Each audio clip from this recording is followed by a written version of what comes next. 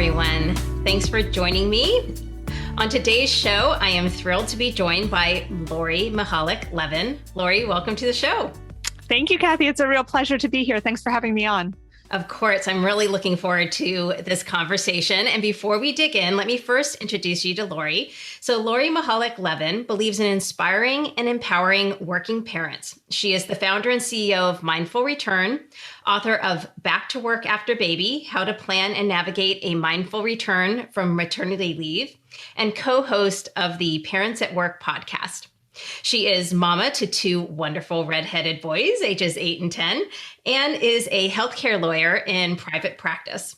Her thought leadership has been featured in publications including Forbes, Fortune, The Washington Post, New York Times Parenting, and Thrive Global and The Huffington Post. So we are thrilled to talk to you today, Lori, about this topic of parenthood and work and how they intersect. And before we dig into that a little bit more, I'd love to start by having you share an overview of your own journey that brought you to your current work. And, you've had a successful career as a lawyer. You continue to do that work and you find Mindful Return. And I believe you did that while you were working full time within a law firm. So tell us a little bit more about your career path. What brought you to this work that's focused on inspiring and empowering working parents? Thank you for the kind intro, Kathy. And I would say just in very short, sheer desperation brought me to this work and helping working parents. In fact, yes, I am a lawyer and I practiced at a big law firm for my first couple of years out of law school, as many people do. And then I had shifted to do a bit more policy-based work and went to work in-house at a trade association. And that's where I was working full-time when I had both of my boys.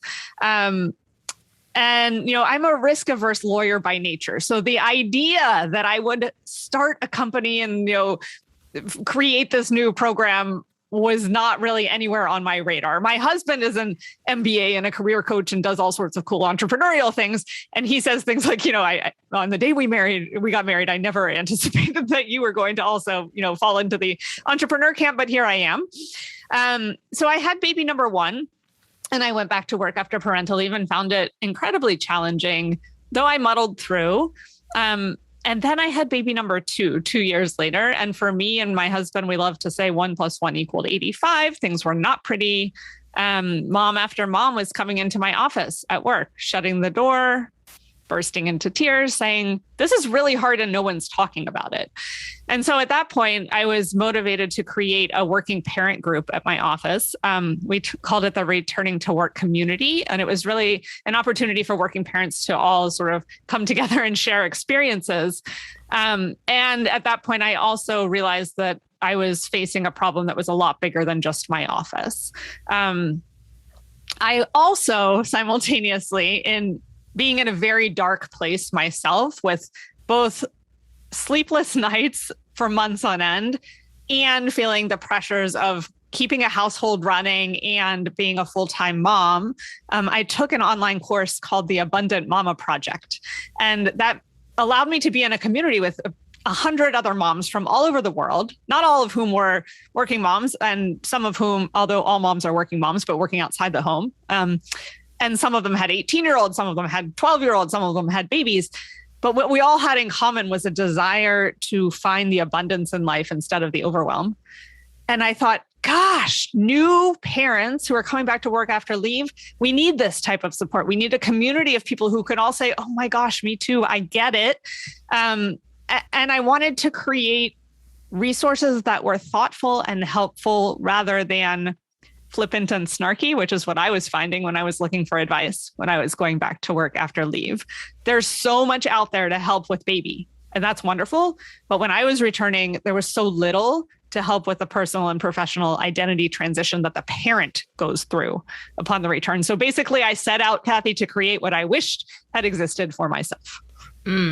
I often find that those are the best entrepreneurial ventures is when you find that you have your own need, because it's not uncommon for people to then that it's not uncommon that other people have that same need, which is exactly what you were finding, is people clamoring for support and for help and knowing how to do it. And I want to come back to this professional, what you were just ending with too, in terms of this professional and personal identity and the blending of that. But before we go there, I kind of wanted to start also with this foundation of like, what is work in this world of parenthood? And bear with me because I want to give just a little bit of context here for folks too. Because like one of the things I talk about with sustainable ambition is thinking about managing one's career from decade to decade. And that includes thinking about life stage and when one might have children or have caretaking responsibilities. And I also think that what can make one's ambition sustainable is also thinking more holistically. Like ambition isn't just about work and career. It can be about what is your ambition for your life and what do you want your life to kind of look like and how do you find harmony between the two. And so in that, I also just want to emphasize my own belief too, which is also supported by research, that work and career can fuel us and can contribute to our happiness. And so, but there's happiness in both. So with that kind of as just backdrop or background, Lori, I wanted to hear just your own perspective and view on the role of work and career in one's life. That is such a big and beautiful question, Kathy. I have a couple of initial thoughts. One is I'm a huge believer in the exact concept that you named, that Dr. Yael Schonbrun at Brown does a lot of research on, and it's called work-life enrichment. And the idea is not that there's this solely a tension between work and quote unquote life, but rather work and life enrich one another. And for me, I can absolutely say that I am a better parent because I have work ambitions and goals and, things that I want to accomplish in the world outside of my wonderful children. And I am a better professional because I am a parent and because I take the time every day to not be working for a couple of hours and to be focused on the human parts of life. Not that work isn't human, but I think you know what I mean. I also truly believe that for myself, and this is something that totally surprised me, and there's research on this, that having a passion project and a side gig and that other thing that gives you so much joy can actually make you better and more engaged and more involved in your quote unquote work during the day. So you would think that perhaps if you had a side project or a side gig, that it would detract from your working hours. And in fact, for me, being a creative entrepreneur who builds communities and blogs makes me a better lawyer. And being a lawyer makes me a better entrepreneur and creative person. And so I really see all of these things sort of interacting with one another.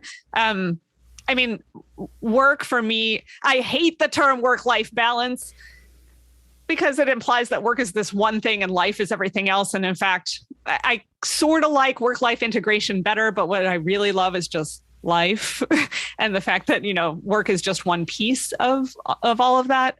And it really resonated for me when you were saying, you can have ambition about all of these things. Really, for me, it's about what are you motivated about and what are you enthusiastic about? And the priority of each of those might change over time, but you can still continue to remain enthusiastic and motivated about your family, your children, your career throughout the decades.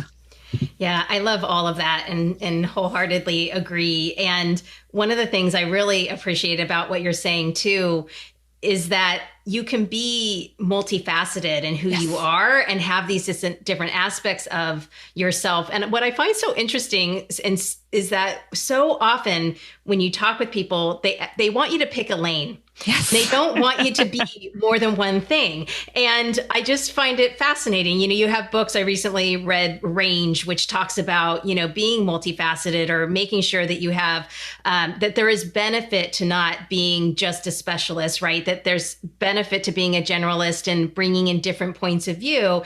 And so I think what you're talking about in terms of having these different aspects of your life actually make you, they enrich each other. They enrich all of it, and that it's really about life. When I was growing up, people talked about being well-rounded, and I feel like maybe it's because of where I'm at in my stage of life or the communities I'm in. I don't hear that as much, and so that's what comes to mind as I hear you talking about this as well.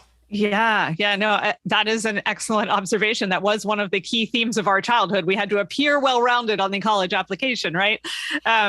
No, I appreciate your reference to that book too, and wholeheartedly believe in the portfolio approach to career, as they call it, and the fact that one does enrich the other for sure. Yeah. Well, in building on this a little bit more, in terms of really working and managing a career as a parent, like how do you think about this stage in one's career and managing work and being a parent? And so, in other words, like, how should one think about work and career as they enter parenthood? Do they have to, is there a way in thinking that needs to shift as they step into that role? Oh, yes. And I guess I'll back up and just say that I left the partnership of a global law firm over the summer after 6 years of being a partner there. And so I had sort of this in-house legal experience and then firm experience. And there are certain law firms that, for example, take an approach of all in. If you're not all in at the law firm all the time, then you can't possibly be a committed lawyer. And for me, unfortunately, the firm I worked for was not in that camp, or I wouldn't have worked for them. But, it really was a matter of believing that I was 100% a lawyer and 100% a mom. And those two things, just because I wasn't billing 2,500 hours a year didn't mean that I was any less of a lawyer, for example. So one of the key soapboxes that I get on about narratives that need to change is that parenthood somehow makes us less of an employee. And there are well-documented motherhood biases. There's this thing called the fatherhood bonus, which you might have heard of, where people are more inclined to promote fathers because they know they need to be the breadwinner, for example. And I think there's some truth in that. There's also stigma around fathers taking parental leave. But let's go with the assumption that when you announce that you're going to have a baby, people are going to potentially think negative things about you and your career. And what I like to flip on its head is that narrative that says parenthood is a career detractor, and instead say that parenthood is an amazing leadership asset. And, there's actually neuroscience that says that the most neuroplastic that the adult human brain can be is in the 1 year following the birth of a child. And, our brains are doing all sorts of wacky, amazing, making new neural connections and whatnot. And what I try to encourage the new parents who go through the Mindful Return program to think about is all of the amazing skills that they are gaining through parenthood that are going to be useful in their careers and in their jobs. And not only to think about them, but to write them down, to celebrate them, to put them on their wall, to put them in the review every year whenever they're, up for promotion and whatnot, and to make sure that it becomes part of the discourse and the dialogue that we now have these skills around prioritization and empathy and the ability to deal with clients who can't express their needs very well and all this sort of stuff that we gain through parenthood. So that's one of the big narratives that I'd like to change.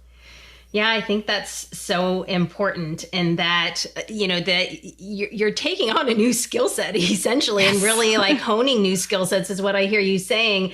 And that that becomes an asset. And I do think it's such an interesting thing that you talked about, like the brain or neuroplasticity. Am I getting that right? And yeah. What an interesting thing, because most people, especially, the women going through this, most people, men don't experience this because they're not the one having the child, but not to say they're not growing. I'm just saying what's interesting is what I took away was like there was almost neurochemistry happening in terms of your brain changing and being able to grow in certain ways. And during this time, of course, you're going through a lot of changes, but that's a new idea or thought for me that people, because oftentimes people say it's such a challenging time, but yet what I'm hearing you say is not only are you learning new skills, but it's actually an interesting time from a growth perspective for you to kind of reframe what this time is for you as a new parent. Yes. And to clarify, this is research from Dr. Ruth Feldblum of Yale. And she found that any caretaker can experience this in the first year after a child, not just the birth mother, but also the father or a very involved auntie, for example, if they are properly supported and really engaged in the child's development. And so, another soapbox I often get on is for degendered parental leave. And there are studies that show that women's careers actually do better when their partners take the offered parental leave. And so, there's an opportunity both for the father to bond with baby, but also for the father's leadership skills and brain to explode and expand. We talk a lot about baby brain, that fog that we feel in the first year after having a baby and the lack of sleep and all that. And that's real. But this other type of baby brain is real too. And I just have to credit my friend Amy Henderson, who wrote a wonderful book called Tending: Parenthood and the Future of Work, which is really where I dug into some of these concepts. Thank you for clarifying that too, Lori. I really appreciate it. So I just think that's a really fascinating learning. I wanted to come back to you because you said as well, like when you were starting to dig into this and trying to find resources for yourself, you said, I was finding a lot of things that were kind of flippant and snarky, but you also said like nothing was really addressing this change in personal and professional kind of identity. And I find that when I talk with people about transitions that are like, for example, stepping out of a corporate environment. So even you like leaving a law firm, like there is a transition there and there's a way that we get shifted, it kind of throws us off around this sense of identity. So can you go back to that and say a little bit more? What are parents experiencing around this and what are they needing to navigate?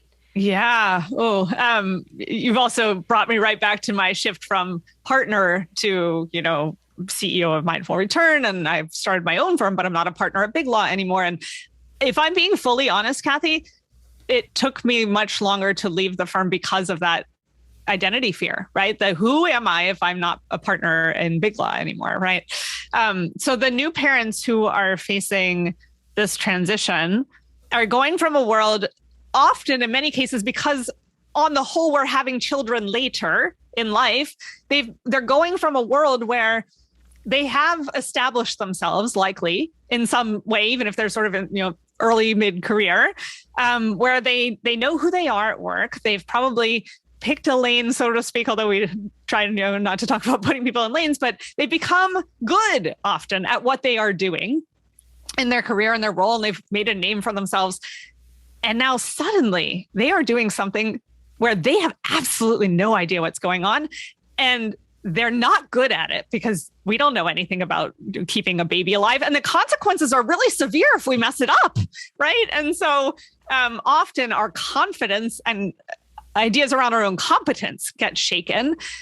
Also, we live in a society that gives us 100 right answers to everything and tells us that we're doing it wrong all the time, right? You're not sleep training, you're ruining your child. You're sleep training, you're ruining your child. You sleep with your baby, you're co-sleeping, you're going to kill him. If you don't co-sleep, you're not going to be attached properly. If you're going to bottle feed, every single choice you make as a new parent is questioned by at least half the population. And so I think it's really hard. You lose your footing easily whenever you become a working parent. And what I'm trying to help new parents do is to realize, first of all, it's totally normal. It's not them. It's a lot is on society. And it's normal to flounder, and it's good to ask for support and ask for help and get a village behind you. Because I know I, for one, was sort of that like go it alone, I'll figure it out myself type. And that's not a healthy way to be in new parenthood.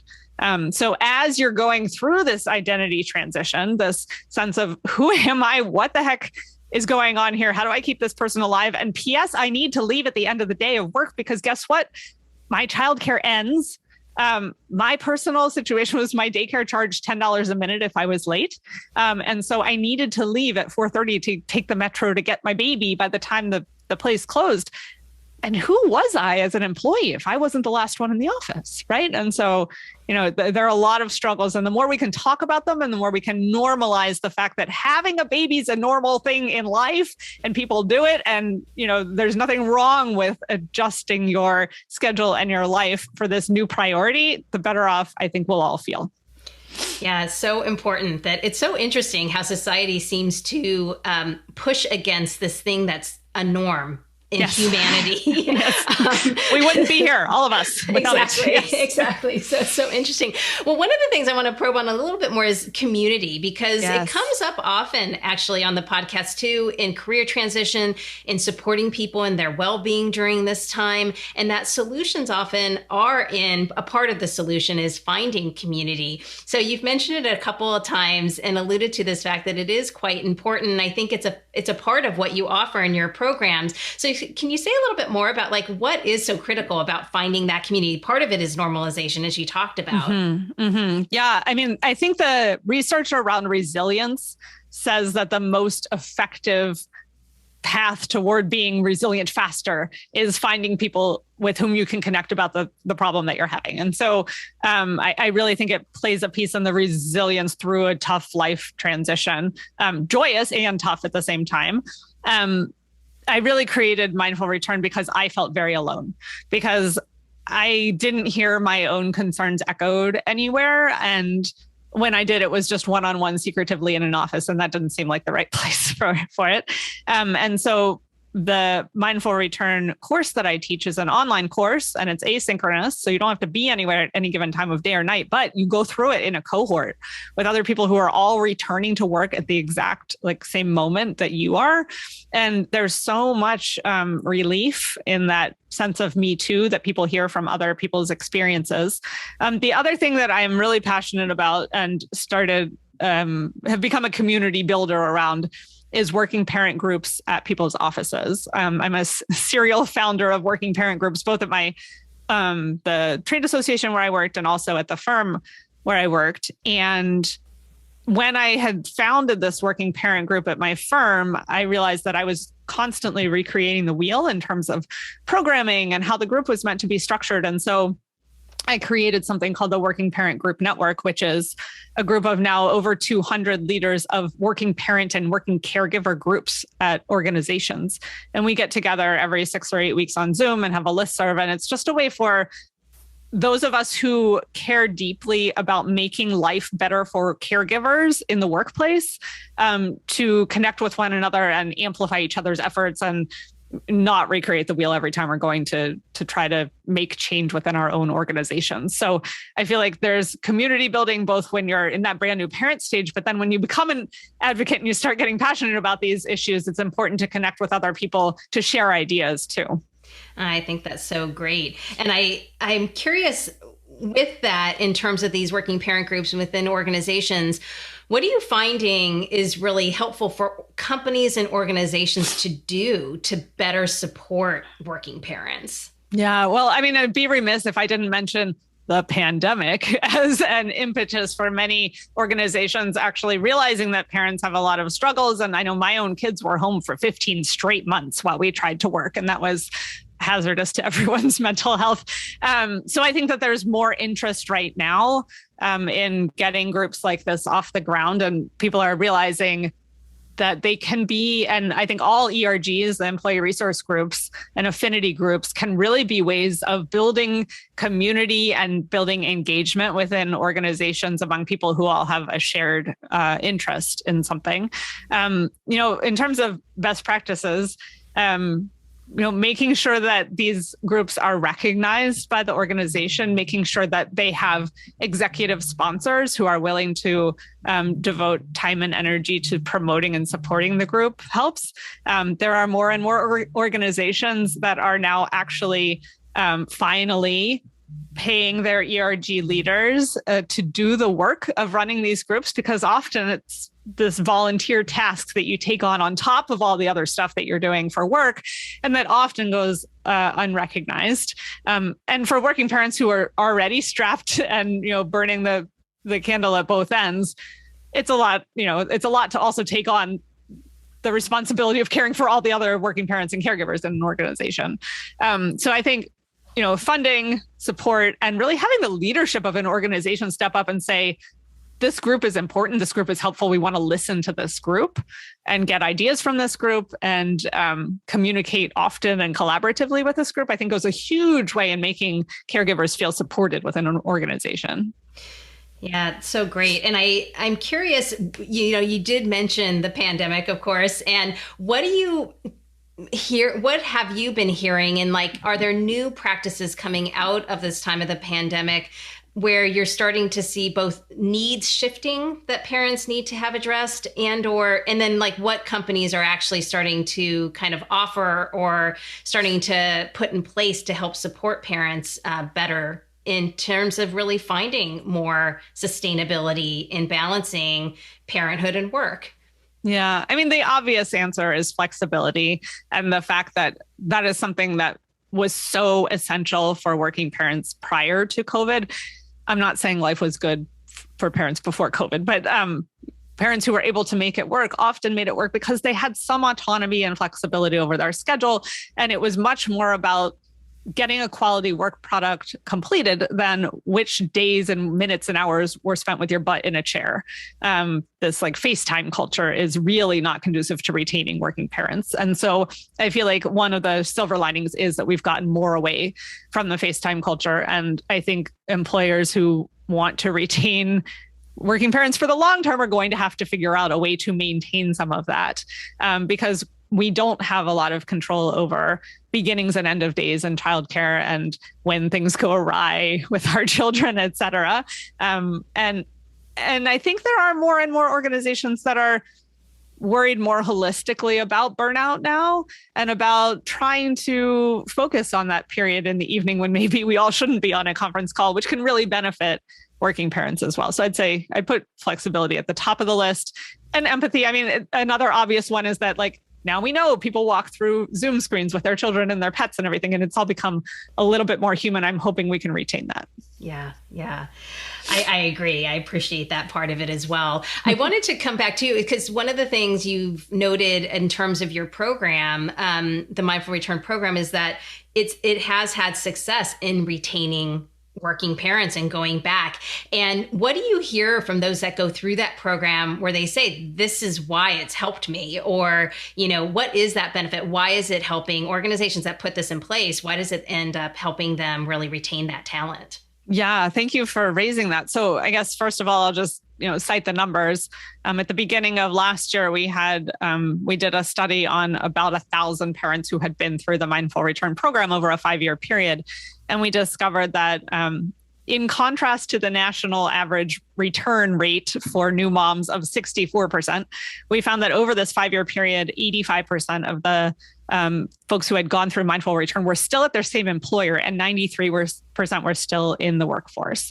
And I credit that to a number of things, one of which is when an employer hands over to an employee the keys to a course all about coming back to work after parental leave, the employer is saying, I want you to come back. I care about you. Here's something that I think might be able to help. And I think that mere fact is in itself really powerful.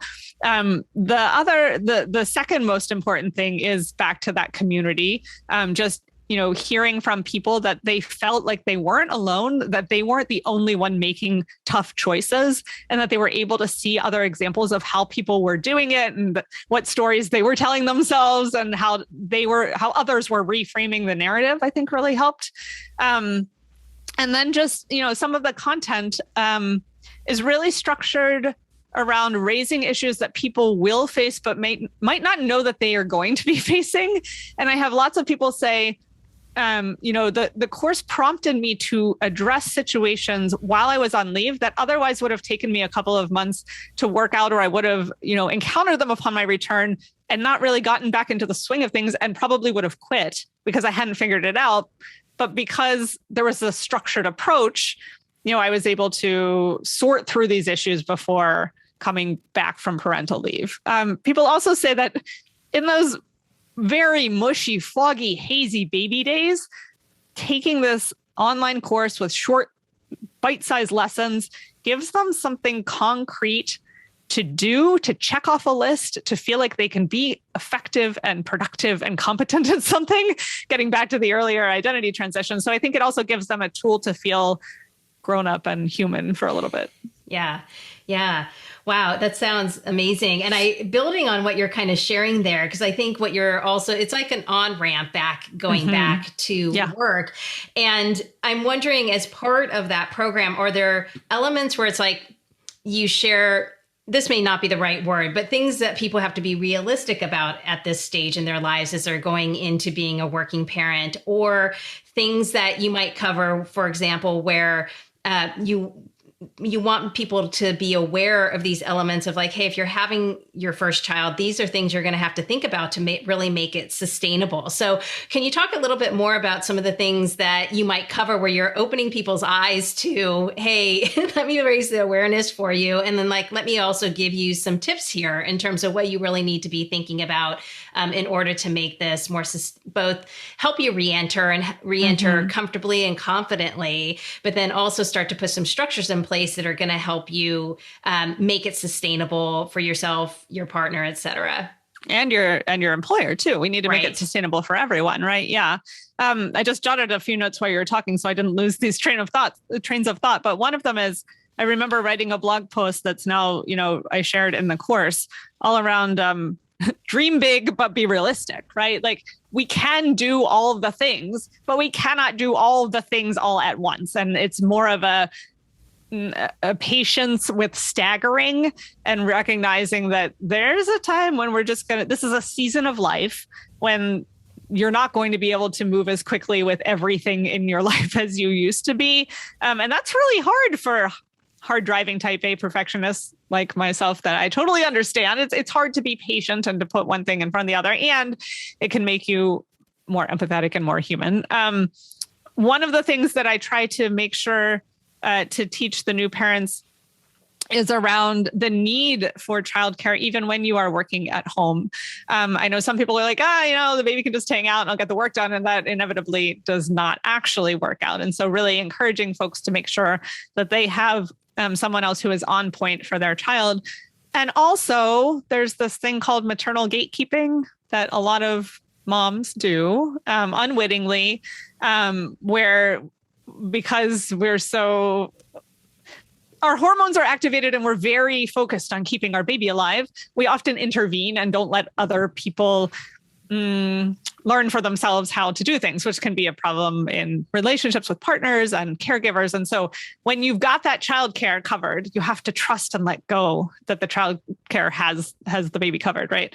I also teach that we need to be flexible with our flexibility, right? I mean, it may be an agreement that we have that we're just, not working on Fridays or whatever that is.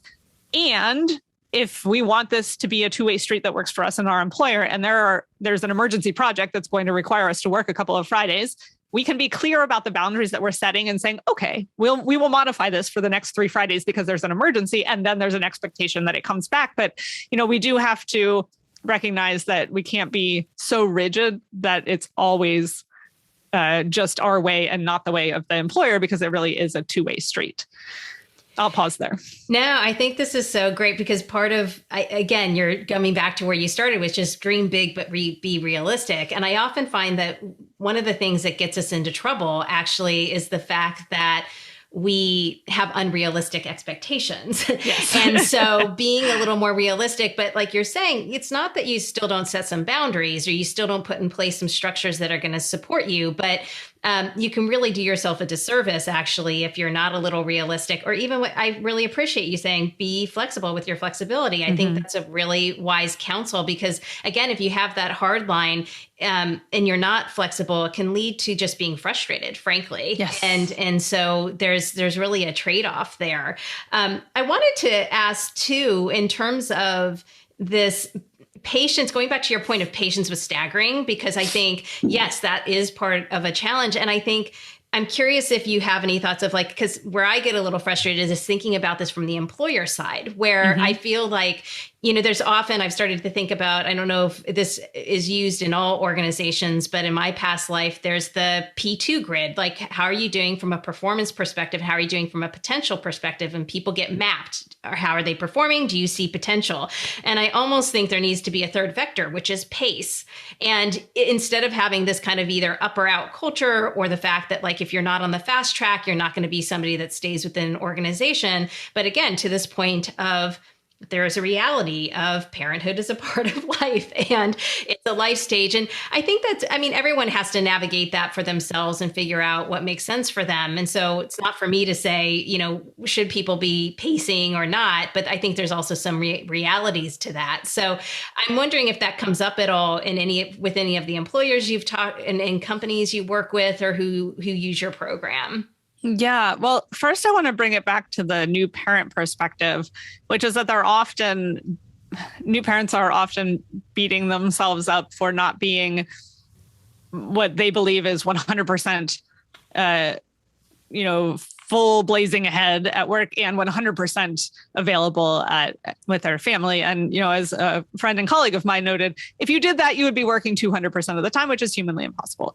And so what I try to bring everybody back to from the parent perspective is that wonderful Teddy Roosevelt quote, "Comparison is the thief of joy."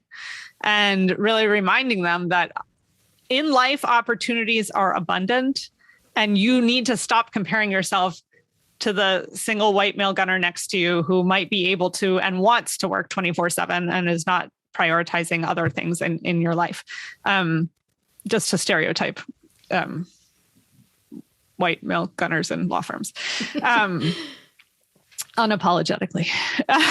But from the perspective of the employer, I think we're back to retention, because if you want to retain amazing, committed, talented individuals, then show them support through this period when they might have to, quote unquote, slow down from a career perspective. Because parents are known to be intensely loyal if you show them that modicum of concern and empathy during this particular time. I also think that there are competing viewpoints about this philosophical issue out there.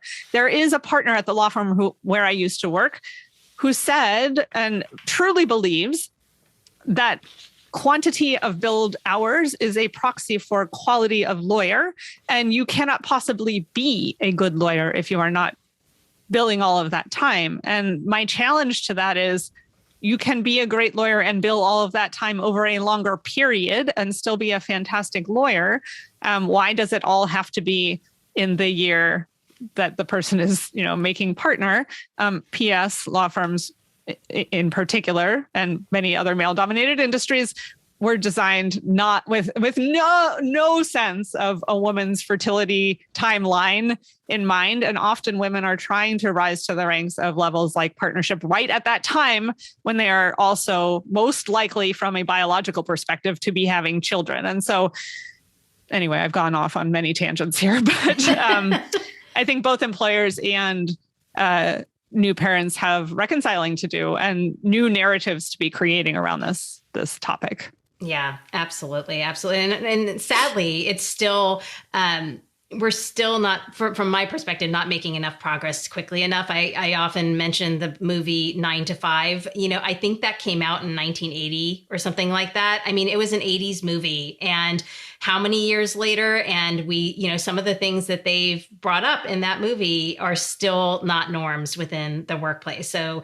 and some of those things came and then they went, so even 15 years ago in my career, I worked at a company that had more job sharing, and it, that doesn't really get mentioned as much anymore. So it's really fascinating. And I think hopefully the pandemic it's accelerated many things, and hopefully it's accelerated some additional things around starting to reshape narratives, reshape how work gets shaped within organizations. Mm-hmm. So we can only keep pushing, and your work is a key part of that. One of the things I wanted to touch on before we wrap up here is also just, I'm curious what has worked for you, so around structures or habits or things that you've put in place to kind of make things more sustainable for yourself as a working parent. Are there some tips or things? I mean, everyone's a little bit different, but still, are there some tips that you have worked for you or structures that have worked for you that you'd like to share? Sure. Yeah. So my program is called Mindful Return because I do really believe in the effectiveness of mindfulness practices. And for me, that is a big component of what keeps me sane on a daily basis. I have a practice that I call IS or ISS that I use in the shower that I invented when I couldn't remember to do the thing in the shower. So I gave it an acronym, and it stands for, the I is set an intention. So I set an intention for my day while I'm multitasking my shower.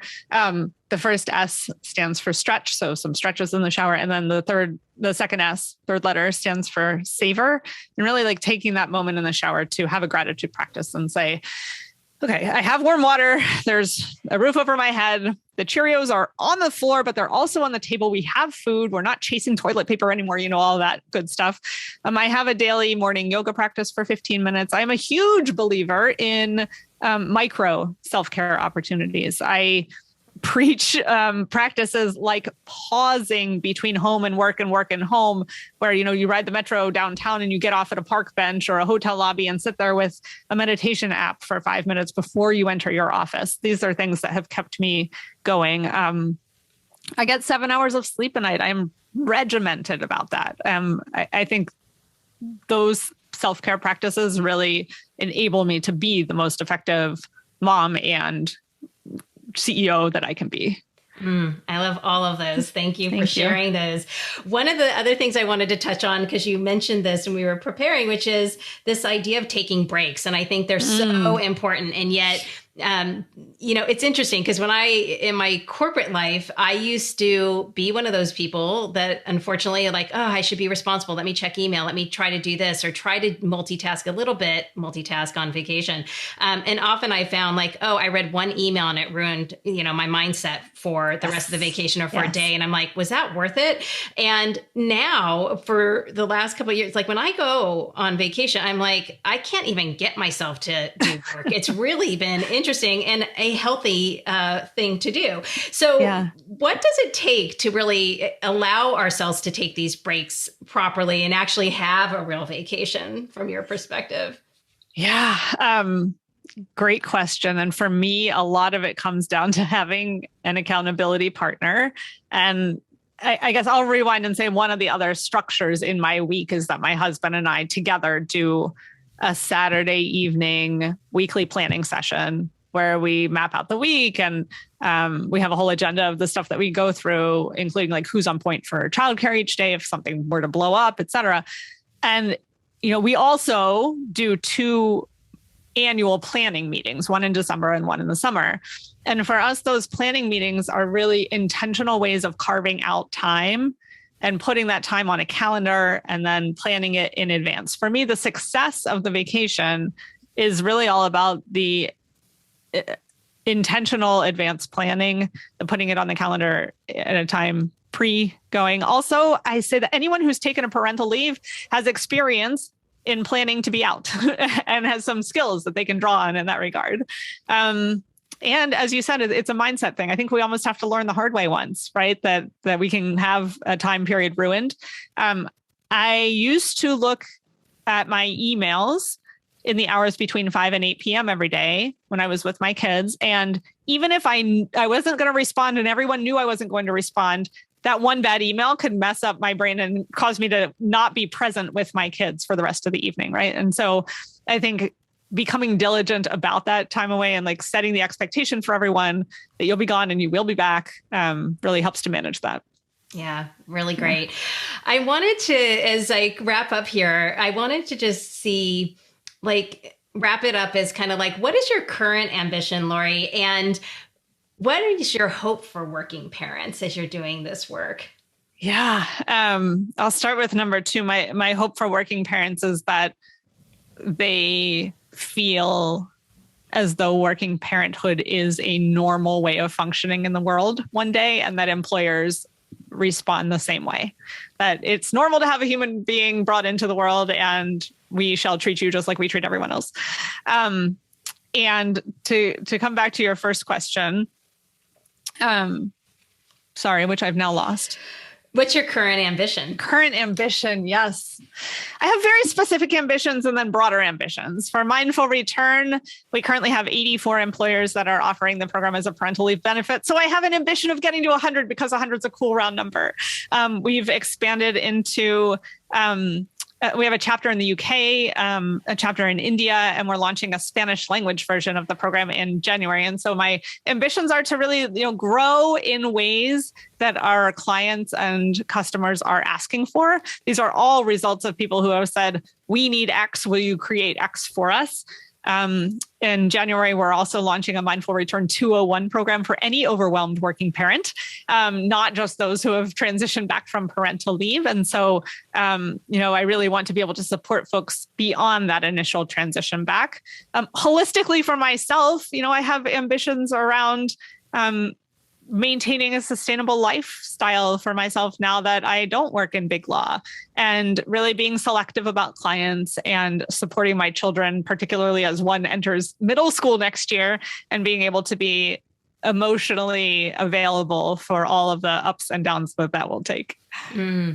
Wonderful. I mean, I'm so excited for you and for Mindful Return and for the work you're putting out in the world, and that you have that ambition to broaden its reach for working parents and getting out into corporate and around the world, which is just beautiful.